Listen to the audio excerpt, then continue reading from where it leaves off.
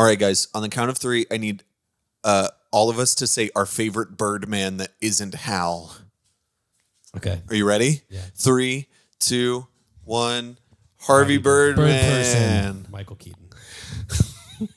We did it.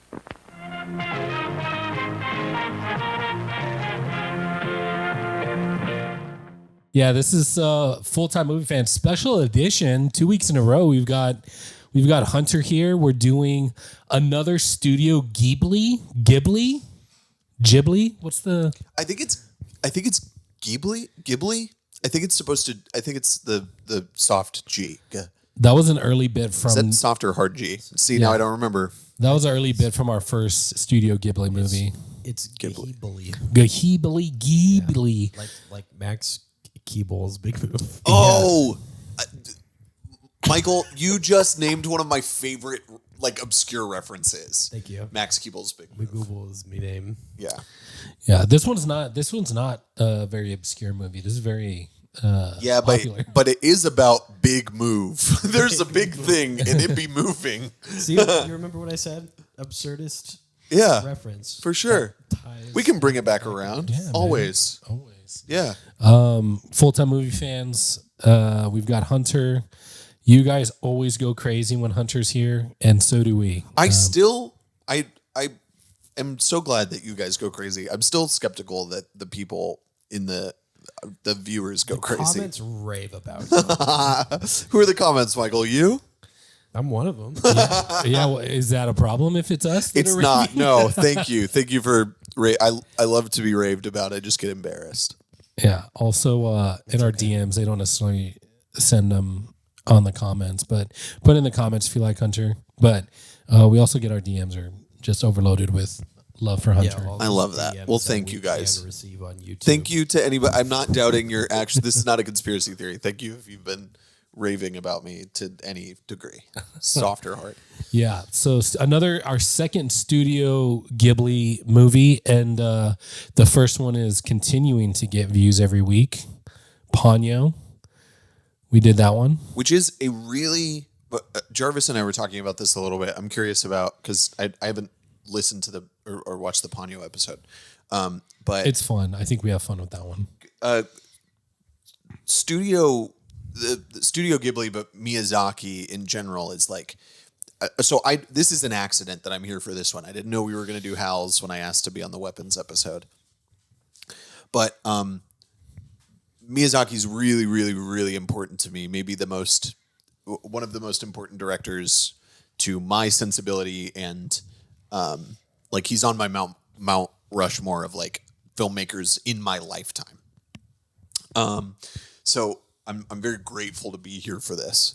But what was the consensus on Ponyo? How did you guys? It's cute. Cute. Okay. Yeah, we like it a lot. It definitely appeals to the children in us. It's more, fun and lighthearted. It's one of his young audience's movies for sure. Yeah. I said it was a better Little Mermaid. Sure. Yeah. More fun, more whimsical. Yeah. It's definitely a movie that's really important to me for several reasons, but I am glad to be here for Howls because this was my introduction to Studio Ghibli and to Hayao Miyazaki. Is Sybil's favorite Studio Ghibli movie. Awesome. Yeah. Yeah. So guys, if you guys love Studio Ghibli, then subscribe and put a like on this video, and then go check out the Ponyo one. But Full-Time Movie Fans, I'm one of the hosts. You can call me Jarvis. We have our special guest host, Hunter. Hello again. Yeah. What is this? Is this my 6th time on the show now? Yeah. Is it something like that. 6 or 8. So Weapons was 5 Timers Club, and we did not talk about it. Oh no. Very important to. Did you guys forget to make me a robe? Yes. Michael's on the boards today. You're Behind the lens. You're gonna get an engraved pin after this episode. I'll make it myself. I I can give you a wristband. I have one. Several. I can give you another one. It's not even for this channel. Yeah. Michael So- behind the boards, thanks for letting me take your seat for this Do I round. still have sound effects on here? Probably do. I do. I doubt you can hear them. It's weekend. No, we But I'm got, playing it. But that'll be fun for you. That'll be nice. fun Yeah, for we you. got Hunter. And then this one, yeah, it was pretty last minute to the decision on it. But Howl's Moving Castle, it's great. One of my favorites from Miyazaki and Studio Ghibli. Yeah. Curious about everybody's first experience with this movie, whether it was this time or obviously, Michael, for you and Sybil, it wasn't. This is one of your favorites. Yeah, go ahead, go first. Give us your first impressions. Okay, well, this is a great movie, and I have less to say about it than my wife does because this is not my favorite. Okay, Miyazaki what movie.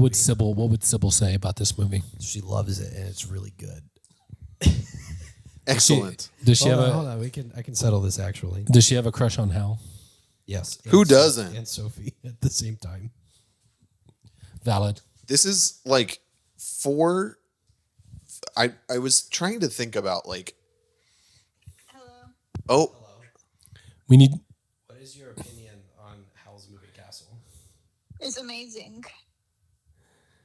What were your first impressions? I wish we watched it before our wedding, or that song would have been like one of the songs like we would have walked down the aisle to. Valid. great. Yeah.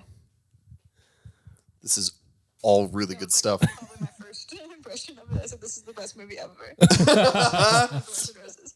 Is this still your favorite Studio Ghibli movie? Just one of them. Okay, which It's hard to rank them. It's hard to rank them. It's like the top three is probably Princess Mononoke, the Howl's Moving Castle, and Spirited Away. Okay. So Solid. I don't have an actual ranking. But those are all at the same time, top 3 and top 1. Valid. Okay. Anything else you want to say? Yeah. No. Perfect. Thank you, producer Sybil. Anytime. Bye-bye. Yep, that's my first impression. Great. By proxy. Yeah. Yeah, next. Jarvis. What about you? I mean, this was not the first Studio Ghibli movie I've seen. Ghibli movie I've seen. But I think the first one I ever saw was Kiki's Delivery Service, actually. And all of his movies are very whimsical, and I do like that about it. The animation is gorgeous, like and I think everybody. That's not a hot take at all, but this one specifically, I really did like. It seemed a little bit.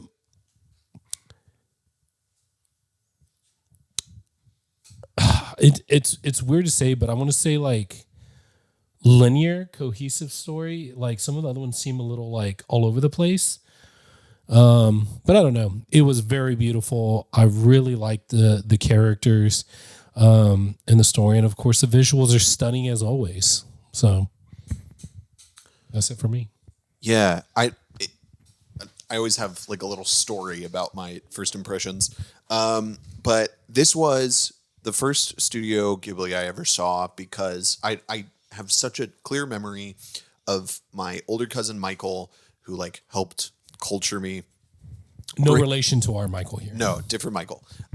Coming to my dad's house and like unzipping his backpack and pulling the DVD out, and being like, "We are going to watch this today." And I sat down, and it was the first. I did not find anime of my own accord. Michael was the person that introduced this to me, and showed me this movie, and I was just like totally. It like redefined animation for me. It redefined fantasy for me. It was like a really, it's like one of my definitive movie watching experiences on my dad's couch with my cousin watching Howl's Moving Castle. Did you feel like you were in an isekai where you got just transferred to another world Yeah, while man. watching it? Yeah, it threw me right in there. I forgot about the word isekai. I'm not an anime guy, like just sort of in general, You're a Studio Ghibli guy. but I am so Miyazaki pilled. Yeah. Like, Hunter's a movie podcaster in another world. yeah, it came out of the screen. But this movie was like really, really important to me kind of from the jump. And it's been cool to see my relationship with it and the rest of Miyazaki's canon. How old were you when you watched this for the first time? I must have been in 5th or 6th grade, I think. What did it mean to 5th or 6th grade Hunter? Like, can you remember? Like, Yeah, it must have been crazy. yeah. Was, like I said, like it was really like, so I work at a bookstore and I talk a When lot you were in about 6th grade? No, like I now. was like, yeah, that's crazy. Child labor. The laws changed. But like my in to stories really from the jump is like I was a Disney kid growing up, and then when I started reading books, I started reading fantasy books. I talk about this pretty much every day at my job, that like my foray into stories has always been fantasy, and I've found other ways outside of that and like branched out, but like I always feel like fantasy is home base for me. And I just didn't know fantasy could look or feel like this. The incorporation of like sort of industrial elements into fantasy, it feeling like of a different time and a different place. I still have no relationship to this book. I have plans to read it this year. I think it'll be a like nice, cozy autumnal read. So it'll be a nice thing to Sybil did the same thing. jump into. Yeah. It'll be exciting to read it. But yeah, it totally transformed like what my expectations could be. And I still think even now, like my ideal at certain times is like this Yeah. world, Yeah. the rules of magic here, the emotionality of magic, all of that. Like this is like my preferred mode of fantasy. Yeah, there's still like a realness you feel, even though you're watching something that's obviously fiction and kind of weird and incorporates a lot of things that obviously don't make sense in our present world, but it feels of the past and of the future. Like, you know what I mean? It kind of feels like it kind of covers all the bases. You know what I mean? And I think just like the aesthetic and Hal being this like, I love that he's this wizard of sorts, but like also has this like sort of role in the community as both like almost like and I hope I'm not appropriating when I say this term, but like almost as like a witch doctor of some kind, but also like this sort of mystical hero and who can sorts. who can kind of like transcend time and space and wander between, and like everything is sort of this like transitional or liminal nature for him. Whether it be, this is not a topic that I can speak well on, but like whether it be like gender, he is kind of like this androgynous figure, and also like his home, the castle, is like you can change the dial and step through these doors that lead to like totally different moments. Some And is actually transient. yeah, it's like, so like if I could be anybody ever, it would be Hal, which is maybe outside of some very key flaws. I would also some therapy he needs to I go would through, also choose to be the most handsome guy that has crazy powers that can do whatever. and just like the fit, he is throwing fits. His fashion in this movie rocks. He actually does throw an actual fit. He does. He throws many fits of all kinds. Yeah. A fit thrower, if you will. But like, just a really important Miyazaki in general.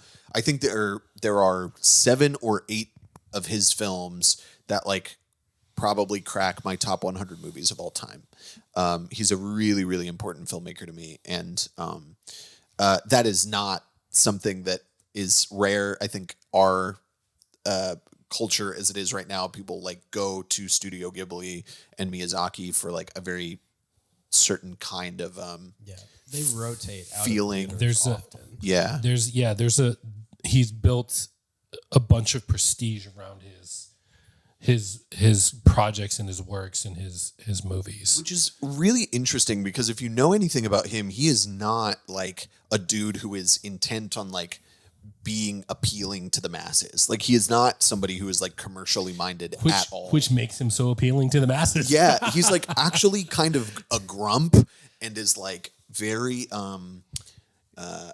very like sort of glass half empty kind of guy. Yeah, man. Which is like, funny because I think Michael, we talked about that during Ponyo, is that the things he creates might be the thing that he wants and that he feels is missing out of his life is very bright, vibrant, happy, and just colorful stuff that maybe he's missing. Because I think you made a comparison to someone. And Fujito both do the same thing. Yeah, so opposite. Yeah, but the opposite. Yeah. So it's an interesting. What's the word? You use the big words, bro.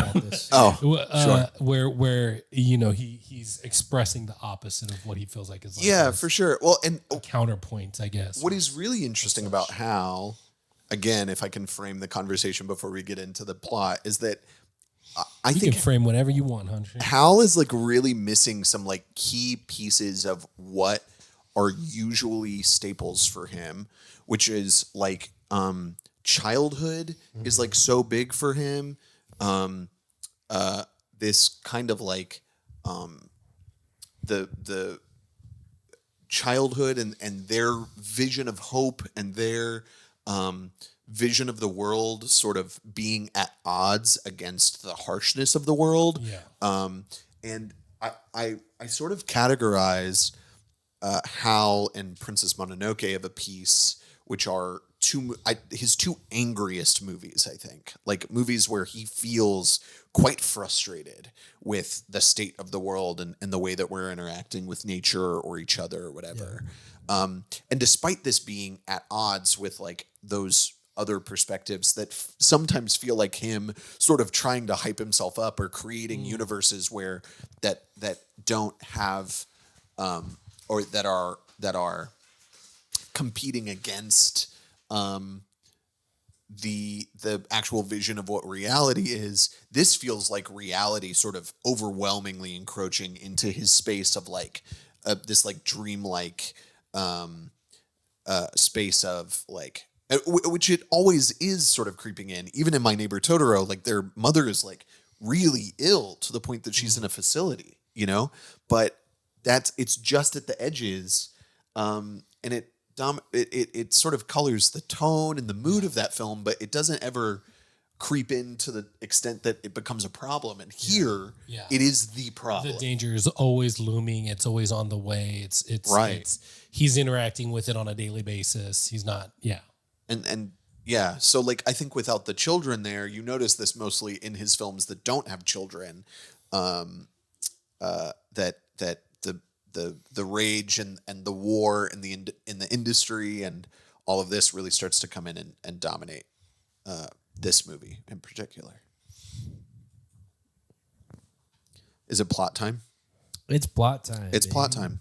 Okay, let's work our way through it. I have a outline here that I've worked on. So if you see me looking down, I wanted to make sure our last episode, Weapons, I apologize to these boys. I hope people liked it. I just felt bad about. I apologize for nothing. Not having it's my job to apologize. We immediately rejected his apology and said, Dude. So apology not accepted. My summary of this movie would be, so there's this guy named Hal and he's got a moving castle. And there's a girl named Sophie, and she lives in it now for some reason. And sometimes sometimes it stops moving. Yeah, and war. War changes. War and war. Cool. So we open this movie with Sophie, who's like this shy young woman. I think the opening scene is Howl's castle actually moving. Well, through the mist. We get like the really cool like organ. Joe Hisaishi, who is like the fucking man scoring this movie, that like organ music, right? Opens it, that then goes into like the big. And the animation is so good, dude. God, yeah. Rewatching it, like, because I rewatched it yesterday, and then even a little bit of the beginning this morning as well, in addition to weapons. Yeah. As much as I could have both of those this morning. And man, that opening scene with the animation, it just sets the tone. Is amazing. It's so cool. It's also, I think, sorry if I'm wrong about this, I think it's the first time that he uses CGI at all to help render the castle. Miyazaki really likes to keep things hand drawn if he can, but the massiveness of the castle and it being sort of a representation of this industrial war complex, I think it's interesting that he's rendering it through CGI. For all you 12-year-olds out there, CGI and AI are two different things. They are. And for the 12-year-olds and for the dads out there, because my father does not know the difference. My dad's like, isn't he using AI? The computer is generating. It's Dude, I remember being a teenager in a GameStop with my dad one time.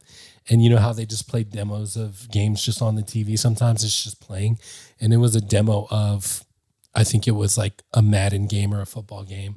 And it was snowing. And it's like, oh, my dad was like, where is it snowing? It's the summer. Why is it snowing somewhere? I was like, dude. And that was, when I was a teenager, that was like the groundbreaking. Yeah, that was like the early 2000s. So weather effects. Yeah, so he was taken away by computer graphics back then. Like, this is so real. So yeah, I understand what you guys are saying about that. Like he couldn't distinguish real from fake in 2005. Yeah. 2004. So it's even better now. For sure. It's gotten much better. So we get this image of the castle, but we meet Sophie very quickly, who works at a is it a haberdashery? I just wanted an excuse to say haberdashery. Kind of, yeah, right. Like her family's haberdashery, hat shop, whatever, Yeah, they making have a hat hats shop as well. Yeah. She sort of remarks that she feels like very plain and unremarkable.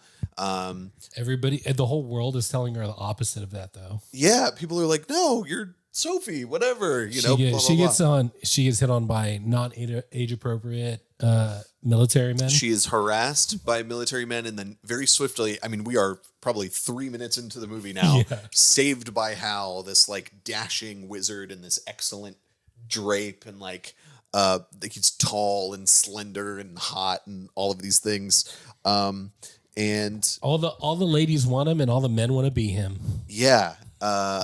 She gets swept away and harbored to safety. They do this. There's this excellent walking on air sequence where you get this beautiful view of the city she lives in, which is this very urban, sort of industrial, urban, classical fantasy medieval town. It's gorgeous. It feels very European.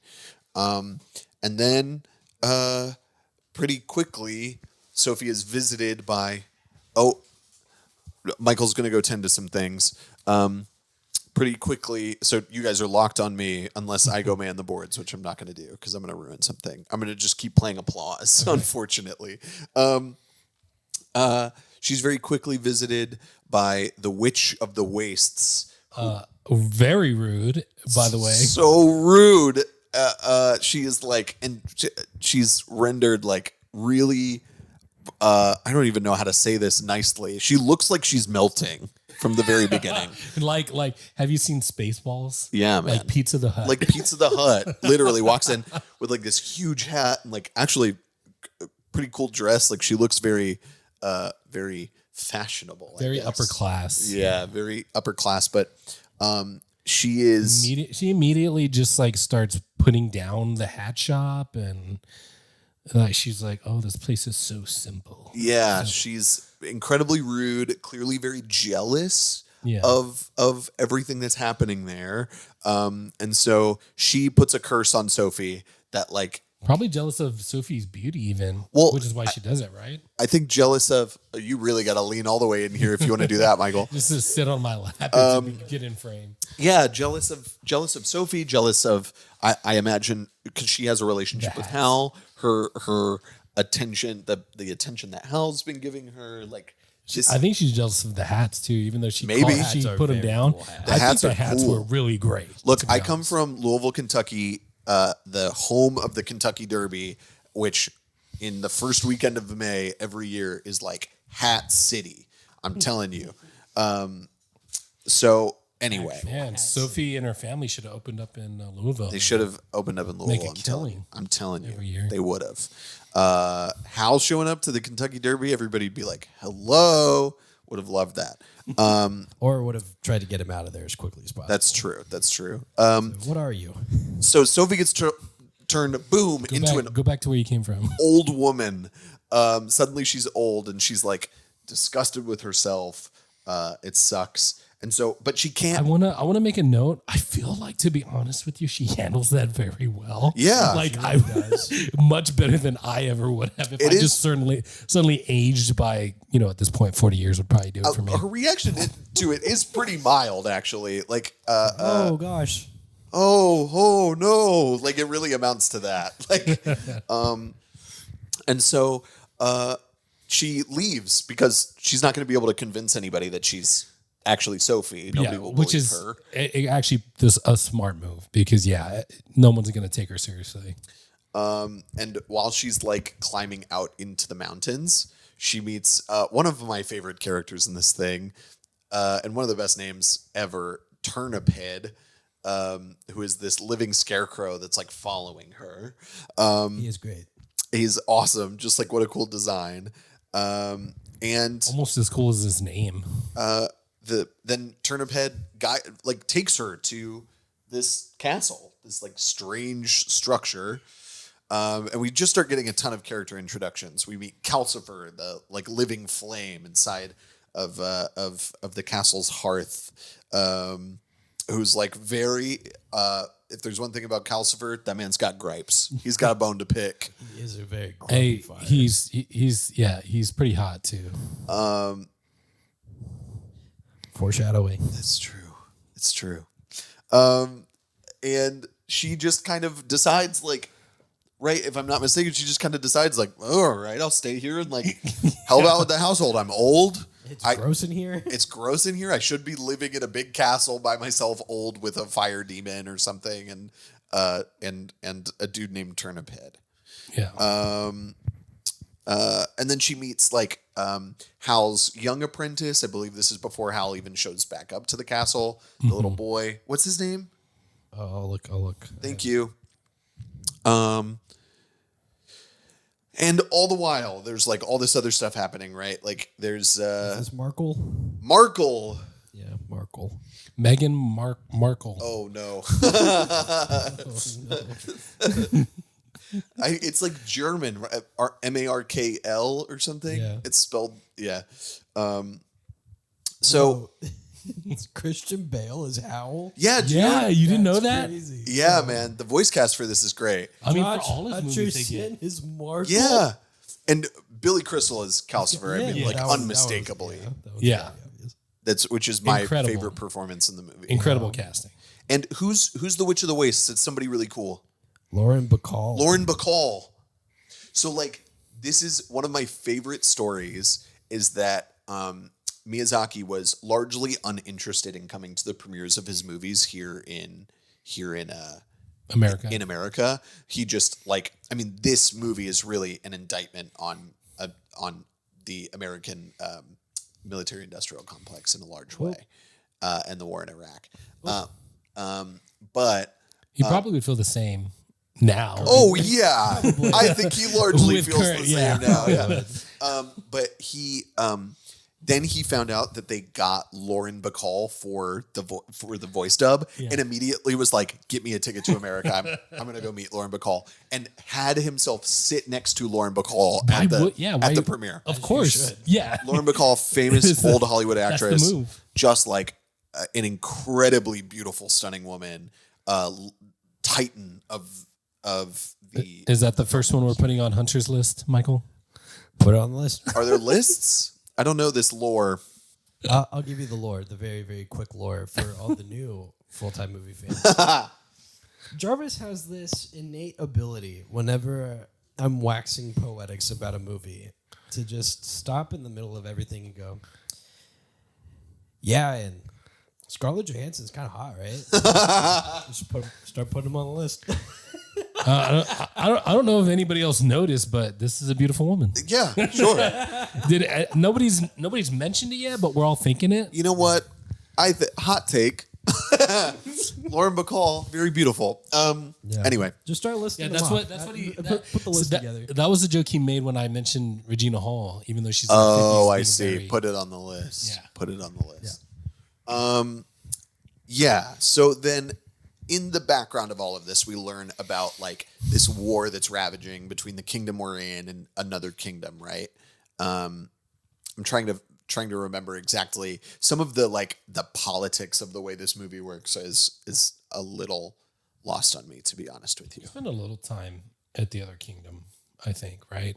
Yeah, just a little bit, like a fetch quest. That's right. That's right. And so, I lost my. Yeah, how's it feel, Hunter? It's awful. I do It's this awful. every time. Oh yeah, right. So then like the wizards, like Hal, are supposed to be. They're like consigned to the war. Like he has to be helping fight in this war, and so he does not want to be used as a weapon. He basically makes like a guest appearance every once in a while so that they shut up. Yeah. Is like I really don't want to do this, but begrudgingly shows up to fight in this war, and it sucks. He's the equivalent of a celebrity going across seas. There's like I'm helping. there's the moment. Make sure he gets on camera just for a little bit, so Yeah. they could say he's there. There's the moment where they get called in audience to see, like the queen or something, and he right? doesn't want to go. And he doesn't want to go, and Sophie and the dog go. I'm trying to remember how that part of the movie works. I was gonna say, doesn't the Witch of the Way show up too? Yeah. She's there for sure. Because there's the scene of them All going all up the melty stairs. up She's the- super melty, like the meltiest witch you've ever seen in your life. Just I think you missed that part, Michael. We compared her to Pizza the Hut from she's Pizza the Spaceballs. Hut, or she's like Melt Man from Kablam. Was that Melt Man? Is that what he was called? Yes, it was Melt Man with the power to melt. Yeah, that guy. She is very hip. That was on Action League Now, by Action the way. League Now. Shout out to the Action League Now fans. And Henry and June, the hosts of Kablam. For sure. But there's like, I don't know. There's this is where I really forget how the plot works and everything sort of starts to meld together. Just like the Witch of the Waste. Truly. And how she's melting. Very melty. Can you help us with where we're at? The wizards are meeting at the palace. They get called an audience. I don't remember how that part of the movie works. But then we go into like Hal is like, so they go to meet the Witch of the Waste, who Soliman, the king's magic advisor, punishes for draining all of her power and causing her to regress into a harmless old woman.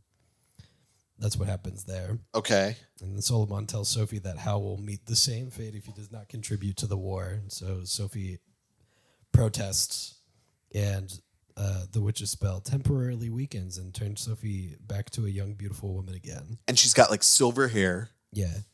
Put silver hair Sophie on my list. Who cares? Yeah, actually, yeah. Put her on mine too. You know what? Screw it. Put her on Jarvis's. You know what? Put Hal on my list. Yeah. Do it. Yeah. For sure. How's on the list? Why not? And yeah, we just get like I don't know. We get like, which is a weird thing because it kind of hints at.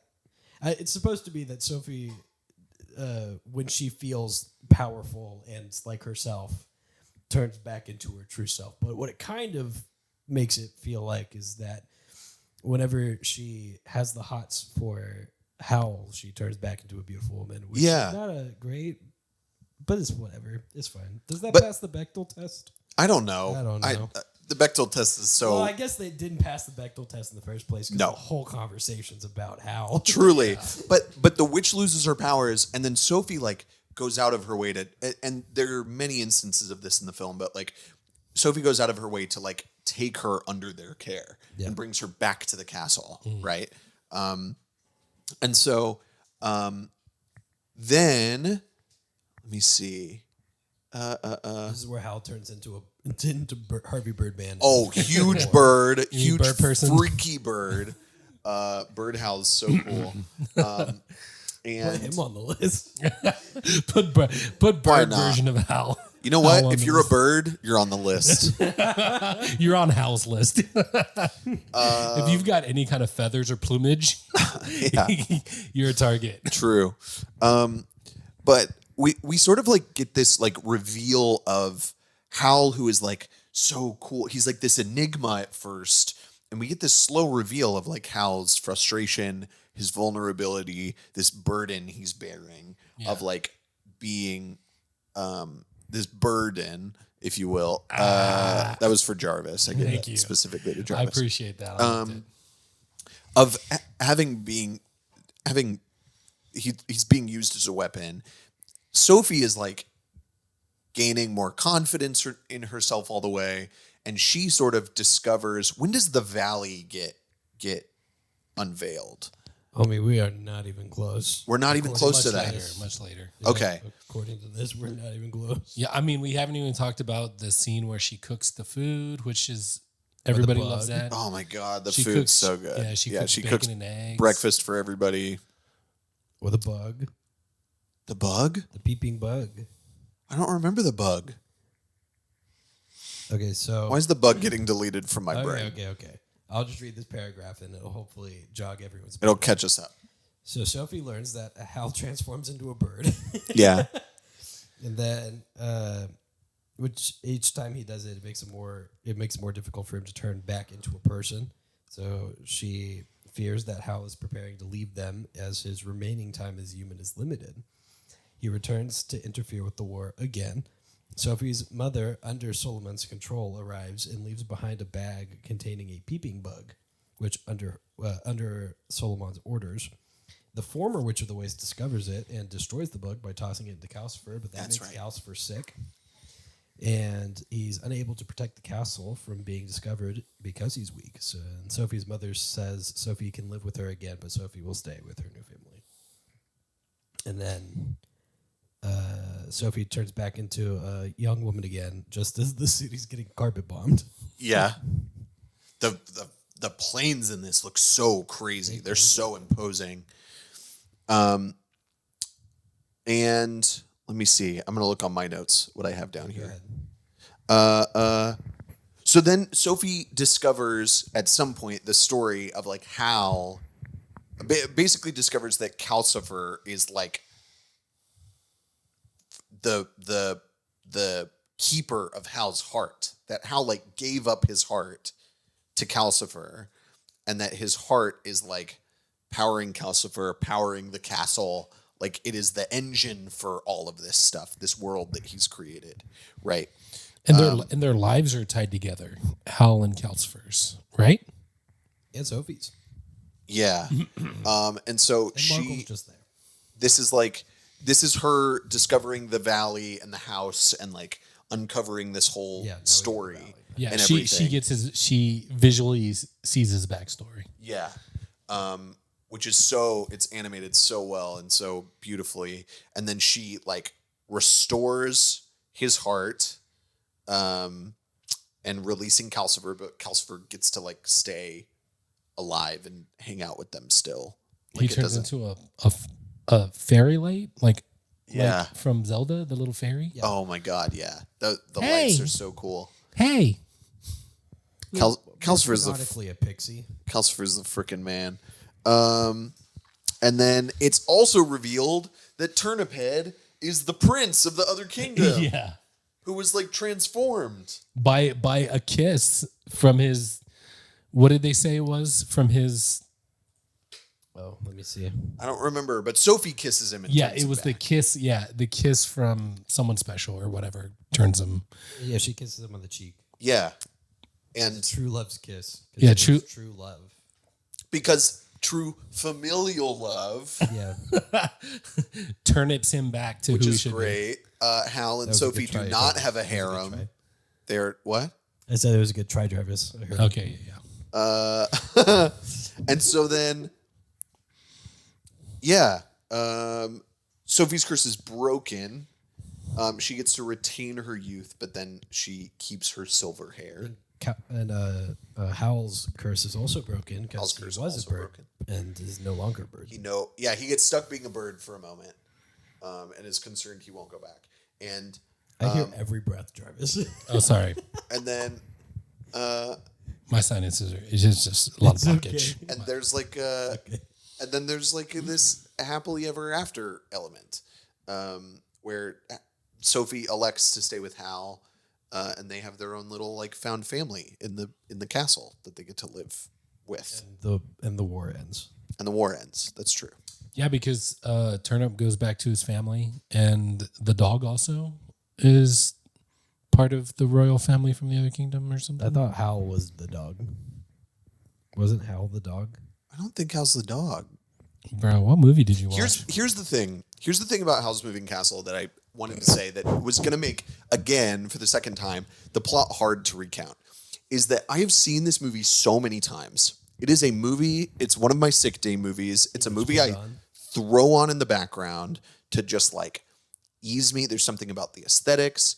It's a very meaningful movie to me thematically. Like once we get to the valley, like that whole stretch of like learning who Hal is, things coming to light, because there's a lot being kept in the dark about that kind of stuff that it can be seen. I know for a while I saw this movie as like confusing a little bit. I wasn't really sure everything that was going on. And as I've continued to interact with the movie, I basically have like let the plot stuff of it go, and it's a total vibes movie for me that comes to like a real like meaningful resolution at the end. The linchpin of this movie to me is the heart's a heavy burden. Like this is something that gets said about Hal, who gives up his heart in order to go fight this war and serve as this sort of the wizard and weapon that he needs to become in order to like keep the rest of the community and keep this found family together and keep everybody safe. So, Hunter, are you saying that this 20 Oscar nominated, 14-time Oscar award-winning movie is good? It's excellent. It's so good. It's just also, it is interesting to me that this movie is so many people's favorite Ghibli movie because it is not a light watch, in my opinion. Like I take this movie to be quite heavy and hard on the heart. But it's a movie that I keep coming back to and keep throwing on. Like if I want a lighthearted Ghibli movie, I'm going to watch Ponyo. Yeah, I'm going to watch even Spirited Away. It has like this certainly not a light movie, but like it is a movie that I come back to. It's a kid. It's a world you can go live in, you know, like My Neighbor Totoro is like very immersive. And if you immerse yourself in the world of Howl's Moving Castle too much, it is totally war ravaged. And so it's surprising to me that people like find this to be a comfort movie. It's surprising to me that I find it to be a comfort movie, but it is not one that I take lightly. It is quite heavy, but it's great. It's so good. The animation is so gorgeous. The vibes are so right. Is it your favorite Ghibli movie? Ghibli? That's a really tough thing to answer. It was my favorite for a time. It moves in and out of being in my top 3, I think. I feel like your sentiments are the same as Sybil. Yeah, like they are. It's hard to Just mash them all into. And I'll tell you, like they're all number one. Like I have had number one. Such a strong relationship to so many of the Ghibli movies because I feel like they speak to a part of like my experience with life as somebody, especially this one, like as somebody who feels a lot all the time and would love to just be able to like pull my heart out of my chest sometimes so that I can do what must be done, you know? I wouldn't advise it. I would advise no, it's I probably would not live. Might but be detrimental like to your health. Yeah, I think so. But like I relate to Hal in this way of being like I cannot handle how much I'm feeling things so deeply all the time. And Hal learning that is ultimately his strength really came around for me when I watched this during the pandemic. This hit me like a ton of bricks, where I was like, oh my God, I am really feeling this recently. As many movies did. But yeah, this movie is so important to me in so many ways. I'm going to have to like look through my Letterboxd reviews of it really quick to feel like, to make sure I'm not missing any key points that I want to touch on. But Jarvis, yeah, why did you really want important. us to review this one specifically? It was one of the first movies that came to mind when I thought of Studio Ghibli movies and Ghibli movies. And when I threw out some ideas and you were like, nah, and I was like, well, I think that it was fun when we did. I had such a good time recording Ponyo with you, and I was like, you know what? We've got Hunter. What better way to have a good time with Hunter than to talk about another Studio Ghibli movie? So that's why that one, and I enjoy it too. It's a very pleasing movie, satisfying movie, I think. We can play the game while Hunter looks at his notes. No, I'm back. He's done. back. I can finish it. He finished all his notes. So the thing that I like, No notes. well, I have more 10 out of notes, so 10. we can keep talking about some of this stuff. But like, I think like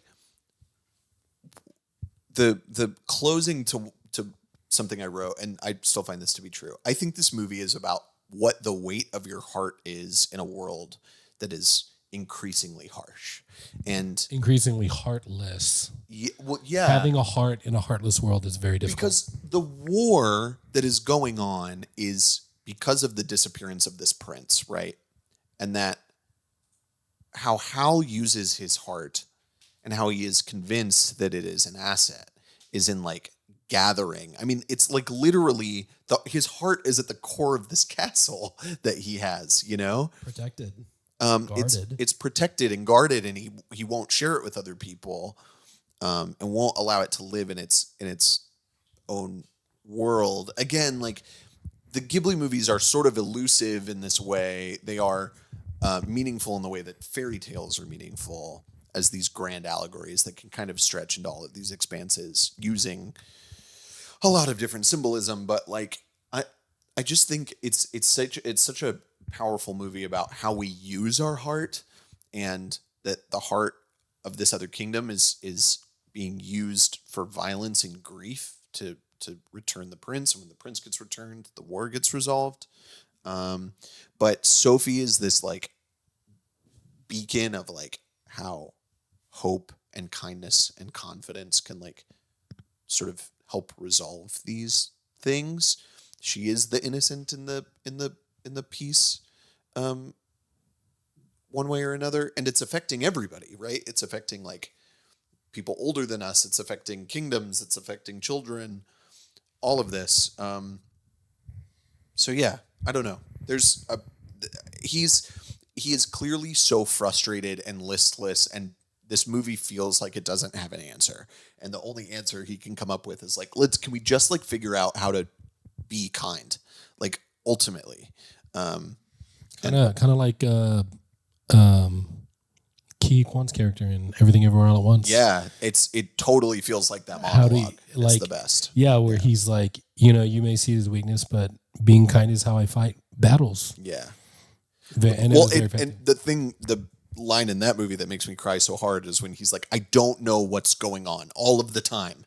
I don't know what's going on. And it like, this movie sort of feels like that too, where it's like, there's war and I don't know why we're doing any of this. What's happening? Yeah. Like it's so, it feels like him pulling his hair out. Where like, I think Princess Mononoke is a movie that is about violence. This is a movie about being in the shadow and in the smog of violence, and like how desperate you can feel in that.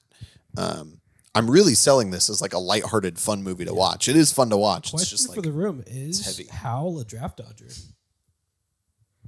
Well, no, he shows up when he needs to, I guess, but like honestly, more power to him. I saw him. Dodge that I saw draft, him baby. taking a few drafts up to the top of the clouds. So I don't think he dodged any. I think he took him head on. That was a long pun, but I'm sure the payoff is there. It's a long walk. It was a long walk. But we all arrived together. Yeah, we did. It's not always about the destination, and sometimes about the journey. Yeah, sure. How much did it cost to make this? Go ahead, guys. Oh, don't Jarvis. You play. I'm with the animation. Jarvis I'm can go totally first, lost. It 18 million. Yeah. Okay. 23. Ooh, 24 million. Okay, This cool. This one's going to be hard, though. Opening weekend, U.S. and Canada. I don't think it made that much. I'm gonna say 8 million. Man, I was gonna say that, but I'll say 11 million. Okay. 427,000. 1,000? Oh, Yeah, man. wow. It probably was not released think- on that many screens. Probably not. You want to know how much it made over the entire run Yes. in U.S. and Canada, not worldwide? Yes. I'll give you that one, and then you guys can guess worldwide. You ready? So the gross in box office for U.S. and Canada was 10,350,000. Okay. So that's where it ended up. Yeah, less than half of what it cost. But that's just in America and Canada. Just in U.S. and Canada. Worldwide, go ahead, start your guesses. This was a huge hit in Japan, if I remember correctly. They're always a massive hit in Japan. Like it was Japan's highest grossing movie, I believe, for a while. Mm-hmm. And Miyazaki regularly breaks this record. The question is, how strong is that market? Probably quite strong. Let's go. I'm going to go 200. Oh, okay. I'm going to leave it there. I'll say 300 mil. Price is Right rules dictate that Hunter is correct. Okay. Oh, okay. 242. 240. Got you. 242 Okay. million. Cool. Which I beg to ask this question. If they continue to do these Fathom events where they continue to run through the Miyazaki movies, does that It contribute adds. to the box I office believe it total? does because it's true for like Titanic and Avatar and all of that stuff. Yeah. That like whenever they do re-releases, it gets tacked It's on an at the interesting end. thing. Yeah, you can do original run and like see what the original run was, but I think they continue to add that to its numbers Yeah, okay. because I think It sounds like they should because it's box office. You know? because Avengers Endgame broke Avatar's record. Yes. And then Avatar retook it once Awful. once they re-released before Way of Water. I love James Cameron. He should. I think the Blue Aliens are a little overhyped. Ooh man, I'm a big Avatar defender actually. Yeah. I used to not like Avatar. I resaw it in theaters before Way of Water and was like, you know what? This is a 4-star movie. It's like and pretty visually Yeah. incredible. Way of Water I think is like quiet masterpiece. Like Can you tell me? awesome. Can you name 3 characters whose names are not James Sully? Jake Sully, by the way. He did that on purpose to make it matter. point. Obviously Neytiri, my girl Neytiri. Okay. Zoe What Saldana. about the humans? Hey, Zoe Saldana. Put her on the list. Captain Miles Quaritch. Okay, I'll give you that. There is in Way of Water. There's Spider. Well, I didn't ask about Way of Water. Oh, okay. You're talking about the original one. I'm trying to remember Giovanni I'll Ribisi give character's Way of Water name. being a good movie. Yeah, I didn't watch it. I'm but trying I'll to give it remember you. Giovanni Ribisi character's name, and I know Sigourney Weaver's character's name too. I know it. It's in there. You do, huh? I do. Where's the evidence? You know it? Doctor. This just to be fair to everybody, if you love Avatar, Christopher Nolan named the main character of Tenet the protagonist. Yeah. Not even the protagonist, just protagonist. Yeah. So that's sure. It's arbitrary, really, to know for characters to have names. But at the same time, I think when Avatar comes up, I think most people think Avatar: The Last Airbender, which I think. which is amazing, but Amazing. not an amazing movie. No. But we get an animated Avatar movie next year. Yes, we do. Anyway, I also will say for the Avatar lovers out there, the Animal Kingdom area in Disney World is fucking awesome. well, and Probably the coolest themed place in all of the parks. really, really cool. And Really cool. this is something that I think is really interesting to bring it back to Miyazaki, because Miyazaki for so long, there are so many good, I've read a couple books on him, and there are so many good Miyazaki stories. He's so interesting. I believe it was for Princess Mononoke. And we can tell this story in better detail if I'm on a Princess If we Mononoke ever episode. review that one. Yeah. But there's a great story for one of the films, either Mononoke or Spirited Away, when Miyazaki sent it to America. So the Weinstein Company is who distributed these films in America, with Which have help never done anything wrong ever. with help from Disney. Who's also never done anything wrong ever. Disney, I think, actually I don't remember what the roles that were played were, but If it was Spirited Away, Disney distributed that one. Miyazaki and they distributed Howls too for sure. But I'm trying to remember Yeah, I don't know about it. what role Weinstein played in all of this. When it was getting brought to America and Weinstein was cutting it or something, he threatened to say, "This movie won't do well. And was like, I'm gonna edit the movie." And It was Princess Mononoke. it was Mononoke. And Miyazaki sent him, he got a package from Miyazaki in the mail. Weinstein opens it, and it's a katana with no cuts engraved on the side. a threat. Awesome move. So sick. And everyone knows Harvey Weinstein's always been right. But he's also never been commercial, and I think in his more recent years has been willing to like give up some of this stuff, like give up the rights. And there is now a Ghibli theme park that is, I don't believe has any rides. It's just like themed environments and like a restaurant. Yeah. Yeah. I was gonna say Harvey Weinstein always wants to edit out the bad parts in narratives. There's so many He's crazy trying stories. his hardest in jail currently. I think he's actually starting to look like the Witch of He's Witch of the Waste. looking. That man's looking like the Witch of the Waste. He's melting away. Oh no! Oh, I mean, Deteriorating yeah, in shit. He's wasting Accelerating. away.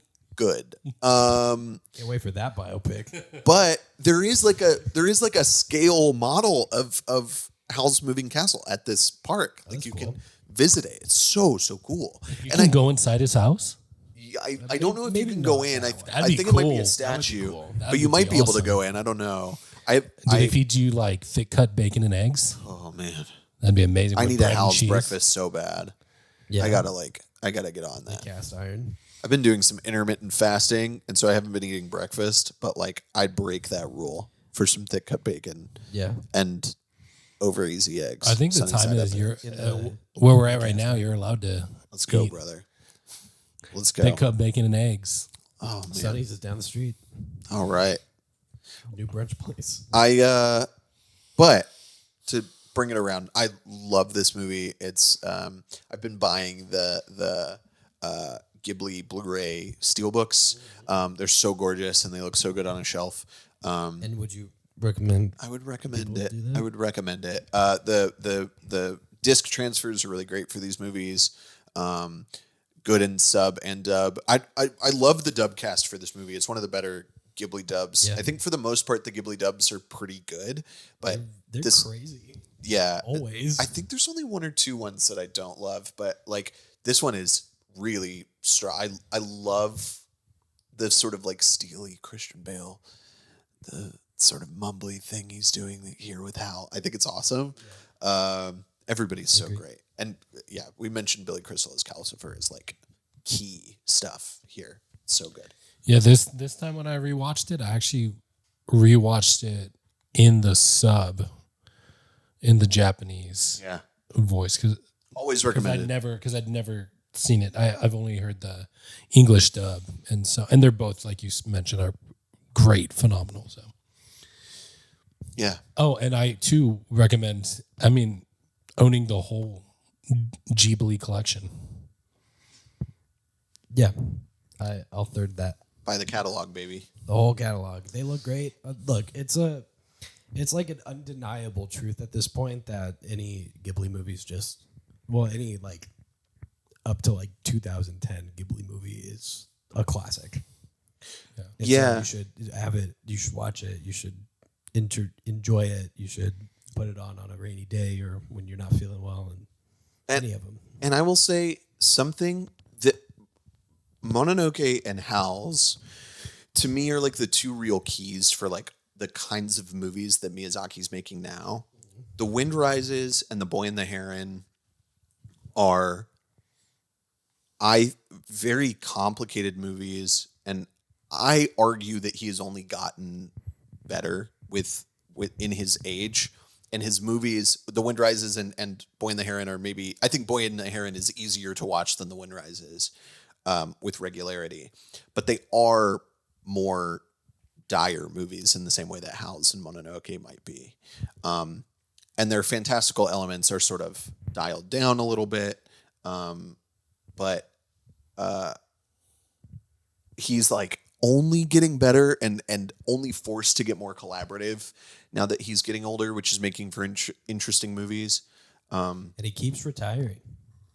Yeah, apparently he's got another one he's working on. Oh, good. Short retirement. Which is like, I don't know. Like, I think he just can't stay away. There are like things he needs to say, Yeah. you know, and it's always been sort of the definitive thing about his voice is that it's so hard to watch his movies and be like, oh, he just kind of took that one off. Like, he never takes a movie off. If you watch them at different ages too, they all say different things.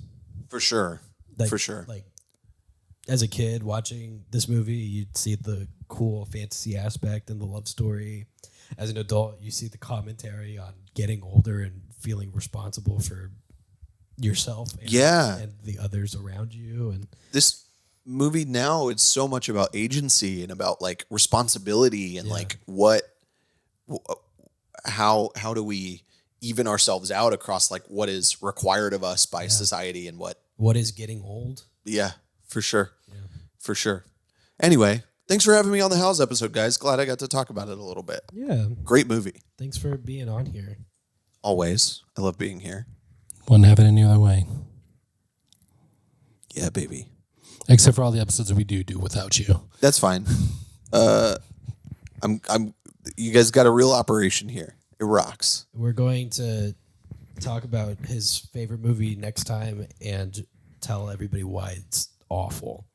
Which movie? Are you allowed to say? After Sunset. No, before Sunset. Oh, you're saying next time I come here. No. Next time we're recording, we're just gonna drive us. Oh, you guys are gonna do that behind my back. Yeah. Oh, okay. I see. Yeah. No. Please, take me down a peg. That would actually be Riding high. I am actually interested in how Jarvis would like those movies, For sure. or not like them, depending.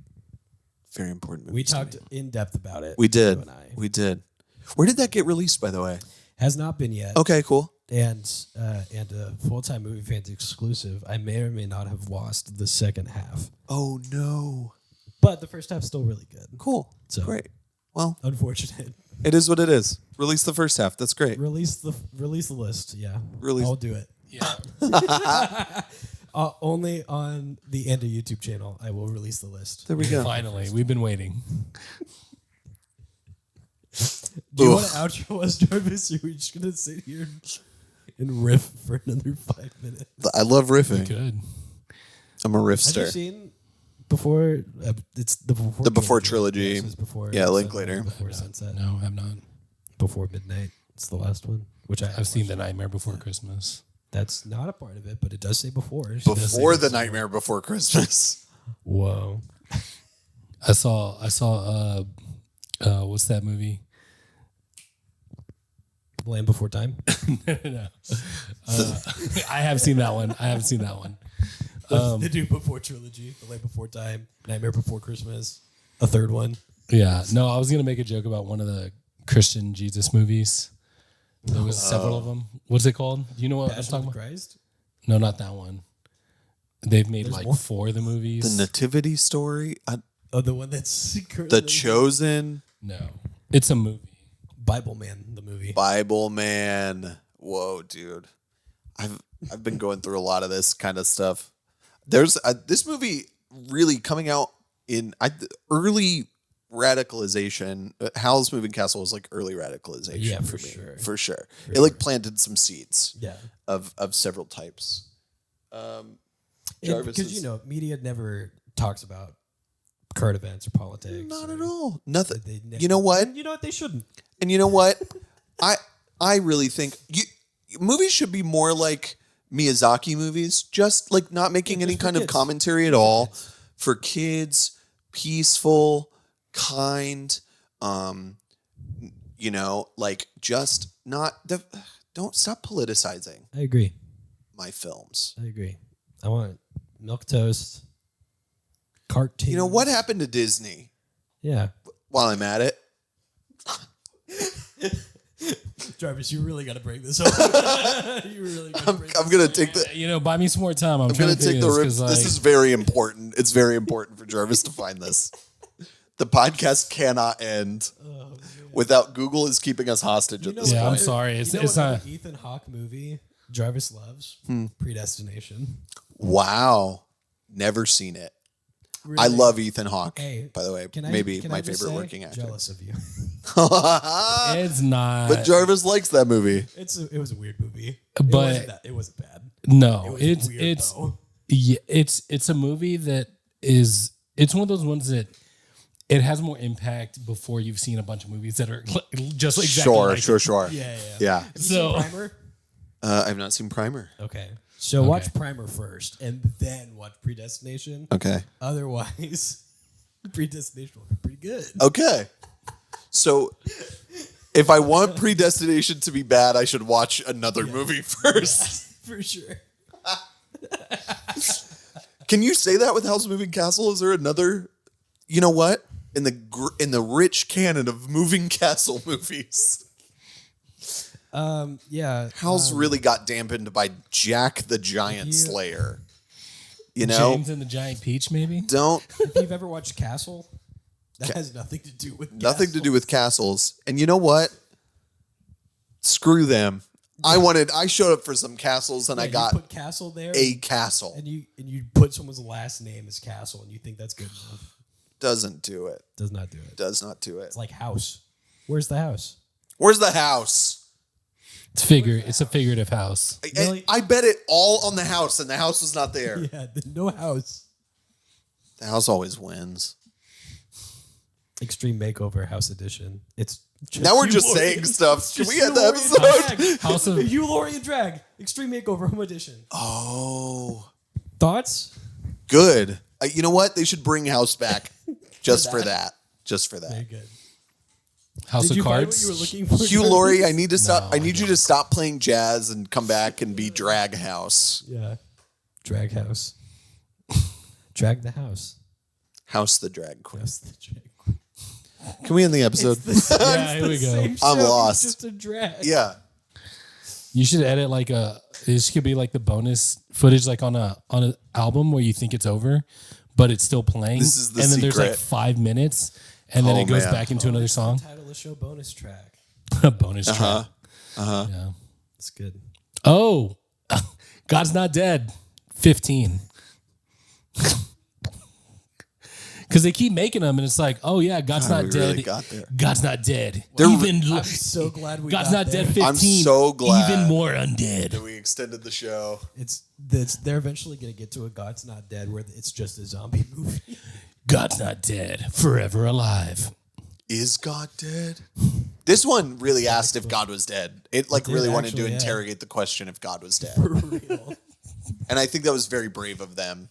They landed at the same answer. In fact, God was not dead, but at least they started questioning it. Me and my friends make fun of that so much. It's like God's not dead. 27. It's the same premise. Still undead. Like I wonder if God's going to be dead this time. That's the twist. God's not. Twist is God is dead. They're treating God like like Ethan Hunt in the Mission Impossible movies. Are they gonna actually kill him off in this one? It's just another. Oh no! Born movie. No, the car one. Fast and Furious. Fast and Furious. Oh, Fast and God in space. Yeah, he's alive and in space, guys, It's all about family and racing fast. and being alive, Yeah, and not being dead. Fast and Furious, surely alive. Well, they apparently resurrected Paul Walker for the new one, so That's crazy. Wait, that's Vin announced. resurrected? Vin announced. Vin announced on stage that they're bringing his character back for the next movie. That's crazy. That's so wild. Y'all couldn't hear it, but I played the beginning of the God's Not Dead song from the soundboard. Nice. Wow. You just had that Yeah. keyed up. Jarvis, give us the outro. I've been trying. You guys kept riffing, so I was like, "All right, these guys won't do it." Guys, thanks for hanging out with us. We have Hunter, A 10-minute bonus episode. and yeah, I know, right? Guys, we hope you all will leave us a like and a subscription if you want to, if you're feeling it. Leave a comment. Tell us your favorite part of Howl's Moving Castle and or your favorite Studio Ghibli film. Subscribe to Hunter. Yeah, Hunter's got a YouTube channel as well. Do I? I don't know if I even do it. You can find me on Letterboxd if you want to know what. I think Follow about him on movies. Letterboxd or give him a like on whatever, however Letterboxd works. Send him an email and tell him what movie he should watch. Yeah, I'm always taking suggestions. That's true. Yeah. Specifically by email. I'm not going to plug my email. Yeah. But come find me on Instagram. No, Michael will put it in the comments for our viewers. My business email. Yeah, and then guys, thanks for hanging out. We hope your day is everything you dreamed to be and more, and we will catch you in the next one. Likely without Hunter though. Hey.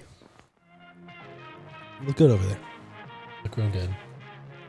You thought about sharing your kindness with others? Share the love. Maybe like the video. Click on that subscribe button. And show your friends. Yeah, just touch it ever so lightly, that like button. Move over to the subscribe button. Maybe tap your keyboard just a little bit. Leave a comment.